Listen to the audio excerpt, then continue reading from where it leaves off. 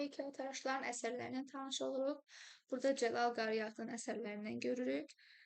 Onun məşhur monumental əsərləri Molla Pənah Vaqif, hansı ki, bu da Nizami adına Ədəbiyyat Muzeyinin lociyasında ucaldılıb. Mirzə Ələkbər Sabir, yenə İçərişəhəri gəzərkən onun qala divarlarına yaxınlığını görə bilərsiniz və Nəriman Nərimanov monumental heykəlləridir. Nərimanov heykəllərini biz bir neçəsinin rəssam heykəltaraşların əsərlərində adını görəcəyik. Amma rəsmli olaraq Nərimanov parkında qoyulan bu həmin heykəl Cəlal Qaryağdıya məxsusdur.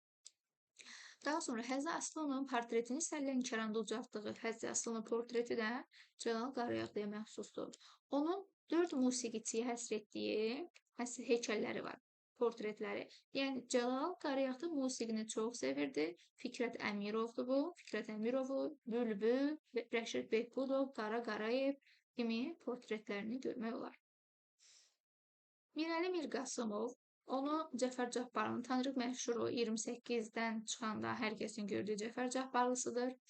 Qız əsəri, Qız Göyərçin əsəri, Neftçi və Zabit qaralamalarının əsərlərini, şəkillərini görə bilərsiniz. Oğlanın portreti Mirzə Ələkbər Sabir və Cəfərdən qayıdır. Burada da Mirzə Ələkbər Sabirin adını gördük, amma rəsmi olaraq Cəlal Qaryağdadır Mirzə Ələkbər Sabir. Və bir də Cəlil Məmmədquluzadənin Naxçıvandakı heykəli buna məxsusdur. Bu şəkil kitablarda yoxdur, mən sadəcə yadda saxlayın deyə şəkildə əlavə etdim. Ömər Eldarova gəldikdə biz onun məşhur Hüseyn Cavid parkında qoyulan Hüseyn Cavidin heykəlini görürük. Zamanın 4 anı, 4 rəngi deyilən ağacdan yonulmuş əsərini görürük və bir çox məşhurların adlarını görürük, hansı ki, bunların çoxu onun qəbrüstü abidələridir. İbn Sina, İhsan Doğramacı, Heydər Əliyev, Zərif Əliyeva, Üzeyir Hacıbəyov, Vaqif Mustafazadə, Fikrət Əmirov, Niyazi, bax bunlar da yenə musiqiçilər. Sonra Ziya Bünyadov, Elegiya əsərləri də vardır. Burada yenə də onun Səttar Bəhuzadəyə həsr etdiyi ağacdan portreti və onun qəbrüstü abidəsini görürük. Səttar abidəsi. Səadət kompozisiyasını görürsünüz. Yenə də monumental əsərlərdə Üzeyir Hacıbəyovun qəbrüstü abidəsini görürsünüz. Yenə də Üzeyirə fikir verin, çünki başqa heykəltaraşı da bunun adını çəkəcək. Yəni Üzeyir Hacıbəyovun musiqiçiləri də bir çoxu, belə deyək də, heykəltaraşlar işləyib. Amma yerləri fərqlidir. Biri büstü işləyib, musiqi məktəbinin qabağında məsələn biri işləyib, biri gördüyünüz kimi onun qəbrüstü abidəsini işləyib. Bilirik də, yəni Ömər ən çox qəbrüstü abidəsi işləyən heykəltaraşlardır. İndiyə qədər yaşadığı üçün ondan qabaq kim ölürsə, belə deyək, heykəlini düzəldir. Və məşhur Xoşutban Natəvandır. Targovda gəzərkən görə bilərsiniz. Bu da Füzulini Toka ilə bir yerdə işləyib. Yəni bu Tokaya da məxsusdur, Ömərə də.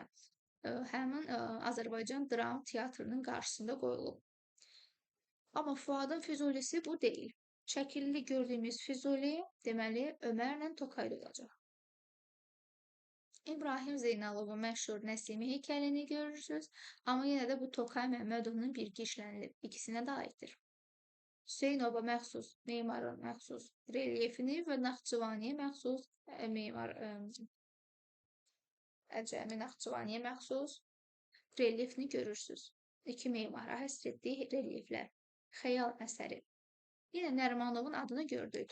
Nəriman Nərimanovun obrazını yaradıb, Hacı Zeynalabdin Tağıyevin heykəltaraşlarının, yəni heykəllərini yaradıb.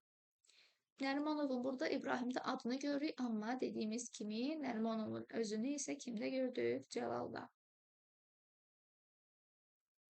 İbrahimin başqa əsərlərindən Qələbə Memorial abidəsini görürük, 41-45 müharibəsinə həsr etdiyi. Fətəli, Mirzə Fətəlini və Mirzə Ələkbər Sabiri görürük. Yenə Sabirin adı çəkilir, amma bu səfər onun büstü də verilib. İbrahim Mirzə Ələkbər Sabirin büstünü işləyib. Mirzə Ələkbər Sabiri bir də yuxarıya qaydırıb. Bax, burada dedik ki, Mirəli Mirqasımovda adı çəkilir Mirzə Ələkbər Sabirin. Cəlal Qaryağdıda isə monumental heykəl işlənilib. Cəlalda monumental heykəli, Mirəlidə adı çəkilən heykəli, şəkilli yoxdur, yəni şəkli görəndə qarışdırmayın. İbrahimdə isə Mirzə Ələkbər Sabirin büstün portretini görürsünüz. Bu da Şah İsmayıl Xətainin rəsmi kitabda yoxdur. Köhnə kitablarda daha doğrusu e, Xətayda yenə parkında qoyulmuş, taxtında oturmuş şahın portretidir. Monumental əsəridir. Fazil Nəcəfov. Fazil Nəcəfovun biz Qara Qarayev əsərinə birinci baxaq. Royal qapağının təsəvvürü kimi yaradılmış, bir növ həm də qanada bənzədilən bir heykəldir. Bu həmin o Üzeyir Hacıbəyovla musiqi məktəbinin qabağında qoyulan heykəldir. Onun balıqçı, əks-səda dövrü, yəni bu silsilə əsərlərdir əks-səda, neftçi əsərləri, hətta heykəltaraşlarda və rəngkarlıqda, qrafikada çoxdur var.